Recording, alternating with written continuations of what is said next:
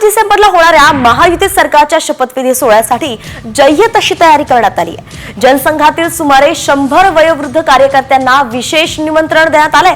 तर शपथविधी समारंभाला भाजपचे सर्व राज्यांमधले प्रदेशाध्यक्ष, मुख्यमंत्री, उपमुख्यमंत्री आणि विरोधी पक्षनेते तसंच केंद्रीय मंत्र्यांना सुद्धा आमंत्रण देण्यात आले। भाजपचे महाराष्ट्रातले सर्व जिल्ह्यांचे अपक्ष अध्यक्ष, तालुका अध्यक्ष, कार्यकारिणी सदस्य यांना सुद्धा निमंत्रण रवाना झाली आहेत। तर सुमारे 14,000 निमंत्रित या कार्यक्रमाला हजर राहतील अशी शक्यता वर्तवली जाते। यामध्ये महाराष्ट्रातील प्रचारात महत्त्वाची भूमिका निभावणाऱ्यांना संत, प्रवचनकार, भारुडकार यांना सुद्धा या कार्यक्रमाचं विशेष निमंत्रण देण्यात येणार असल्याची माहिती सूत्रांनी दिली आहे। एकंदरीतच हा मोठा सोहळा पार पडणारे जवळपास 14,000 निमंत्रित या सोहळ्यासाठी आहेत।